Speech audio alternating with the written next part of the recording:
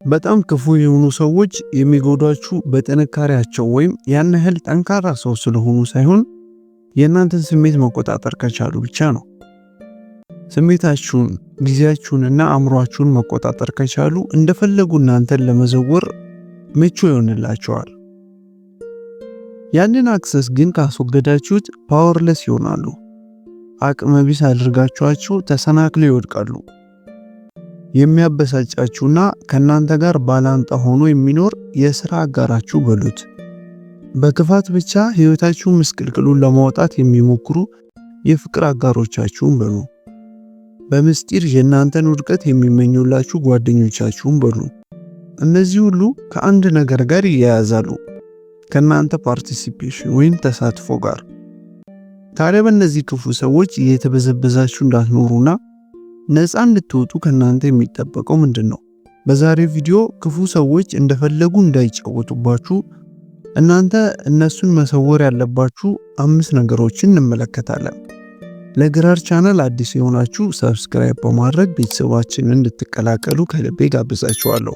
እንዲሁም ይህ ቪዲዮ ለብዙዎች እንዲታይ ደግሞ ላይክ፣ ኮሜንት፣ ሼር እያደረጋችሁ አጋርነታችሁን እንድታሳዩ ከልቤ ጠይቃችኋለሁ። አንደኛውን ልማድ እንመልከት። አንደኛ፣ የማትገመቱ ሰው ሆኖ። ሰዎች የእናንተን ቀጣይ እርምጃ በቀላሉ ባወቁ ቁጥር እናንተን ለማታለልና በእናንተ ላይ የፈለጉትን ሙድ ለማራመድ እንዲሁም ለማጭበርበር በጣም ቀላል ይሆንላቸዋል። ልክ እንደተገለጠ መጽሐፍ አትሆኑ፣ ምስጢራዊ ሁኑ። ፓወር የሚያድገው ባለመገመት ውስጥ ነው። መርዛማና ክፉ ሰዎች ቀድሞ ጥንካሬያችሁን አያጠቁትም። ቀድሞ ሰለባ የሚያደርጉት የእናንተን ፓተርን ነው። ያጠኗችኋል። ምላሽ የምትሰጡበትን ሁኔታ፣ ልማዶቻችሁን፣ የሚያበሳጫችሁን ነገር፣ በጣም ንዴት ላይ የሚያደርሳችሁን ነገር። በዛ መልኩ ነው ማታለላቸው ትክክለኛ ስራውን የሚሰራላቸው። ተገማሽ በሆናችሁ ጊዜ ኢላማ ትሆናላችሁ።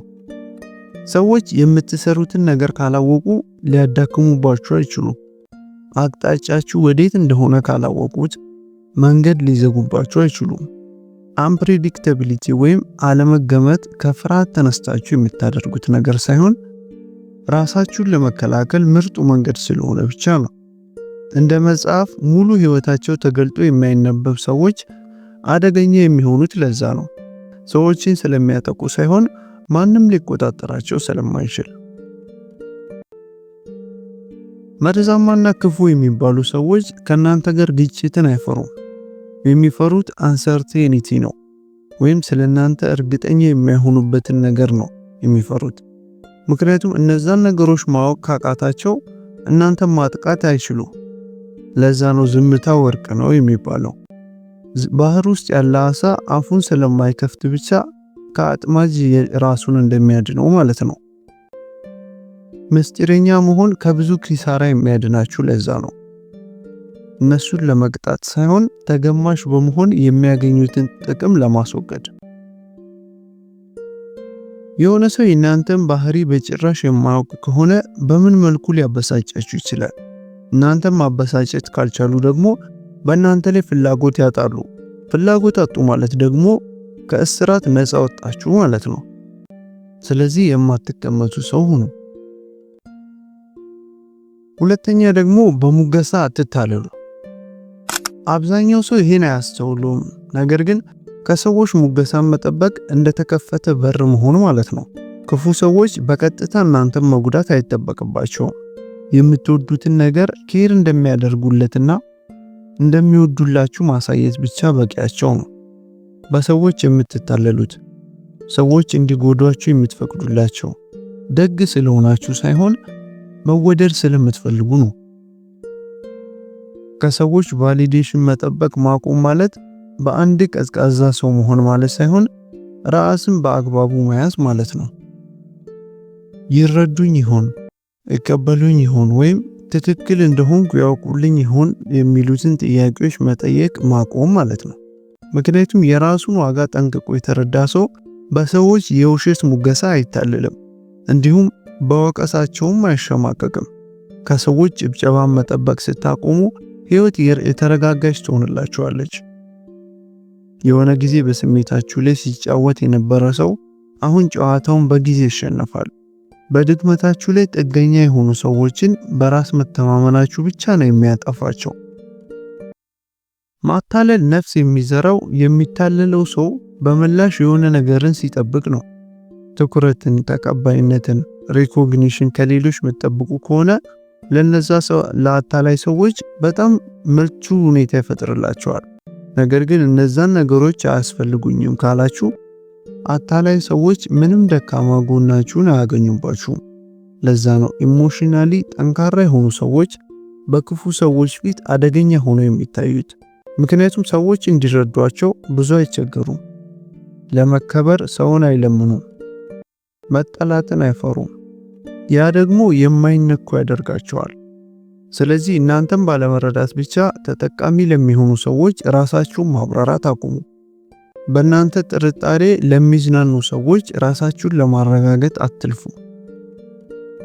ሶስተኛ ደግሞ የስሜት ርቀታችሁን ጠብቁ። ሁሉም ሰው ልባችሁን ሊያገኝ አይገባም። ራሳችሁን ከልክ ያለፈ አሳልፋችሁ ስትሰጡ ሌሎች እንዳያቆስሏችሁ እድል ትፈጥሩላችኋላችሁ። ደግነታችሁ ይኑር፣ ግን ሰላማችሁንም ተከላከሉ። ክፉ ሰዎች በስሜት መራቃችሁን አይወዱትም። ምክንያቱም በቀላሉ እናንተም ማንበብ አይችሉም። በሚፈልጉት ልክ ጥፋተኛ ሊያደርጓችሁ አይችሉም። ያ ተፈጥሯቸው ደግሞ ያስጨንቃቸዋል። ምክንያቱም ማታለልን ለመተግበር ከዛ ሰው ጋር ኢሞሽናል ክሎዝነስ ያስፈልጋል፣ ወይም በስሜት መቆራኘት ይፈልጋል።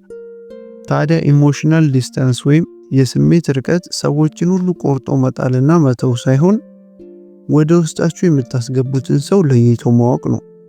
ለሁሉም ሰው ተጋላጭ መሆን የለባችሁም። የእናንተ ኢሞሽናል ኢነርጂ ሁሉም ሰው ሊያገኘው አይገባም።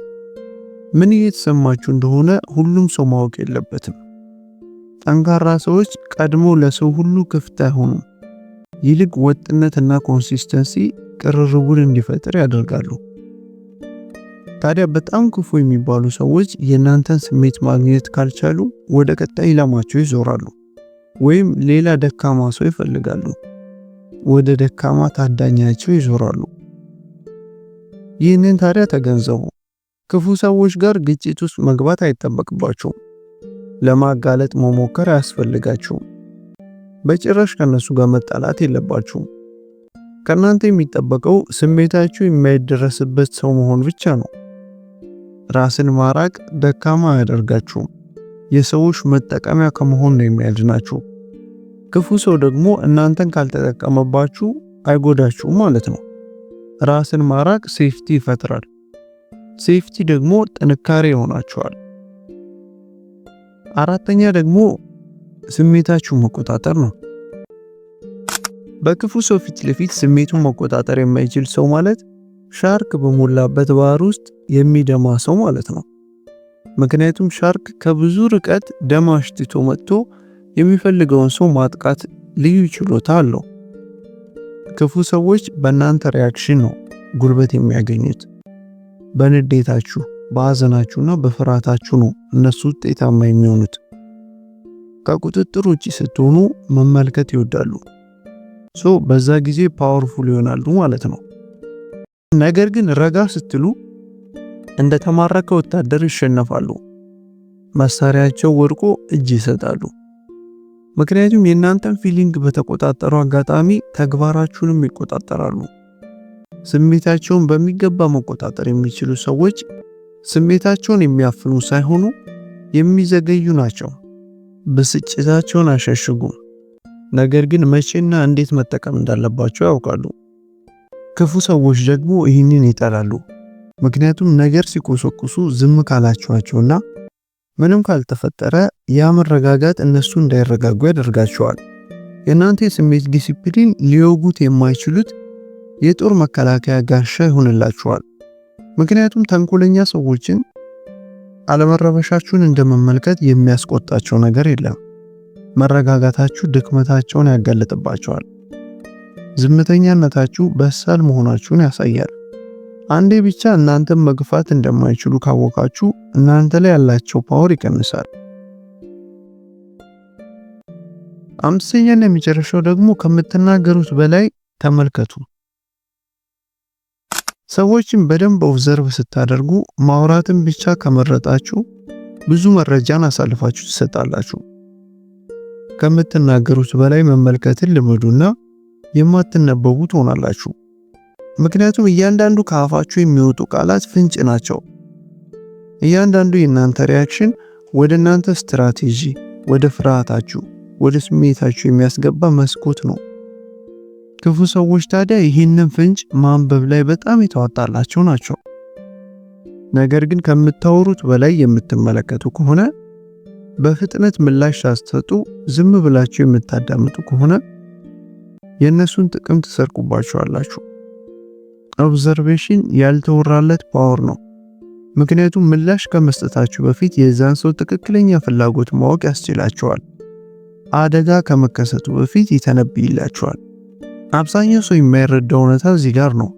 ፓወር ያለው ቀድሞ በመናገር ሳይሆን ቀድሞ በማወቅ ነው።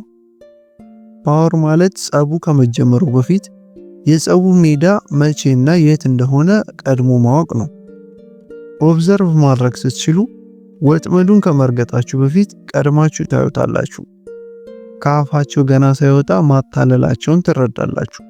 ስለዚህ በቀጣይ ጊዜ የሆነ ሰው ሊያታልላችሁና ሊያሸብራችሁ ሲሞክር፣ እንዲሁም እናንተን በመበዝበዝ የተለየ ጥቅም ለማግኘት ሲሞክር ቆም በሉ። ከዛም ተመልከቱ፣ ከዛ አዳምጡ። የእናንተን ጥቅም የሚያስጠብቅላችሁን ነገር ላይ ብቻ ተናገሩ እንጂ የእነሱን እቅድ ተግባራዊ ለማድረግ አታውሩ። መጥፎና ክፉ የሚባሉ ሰዎች ጠንካራ ቃላትን አይፈሩ። ይልቅ የሚፈሩት ጠንካራ ለመሆን ብሎ በዛ ነገር ከመናገር ራሱን የሚቆጥብ ሰውን ነው። እነዚህ 5 መንገዶች ታዲያ ከክፉ ሰዎች ራሳችሁን የምትከላከሉባቸው ወይም በክፋት የጎዷችሁን ሰዎች በድጋሚ ከመሰበር የሚያድናችሁ ናቸው። እስከ መጨረሻው ድረስ ስለተከታተላችሁኝ በጣም ከልብ ያመሰግናለሁ። ላይክ፣ ኮሜንት እና ሼር በማድረግ አጋርነታችሁን አሳዩኝ ስል በድጋሚ ጠይቃችኋለሁ። ሰላም ቆዩልኝ።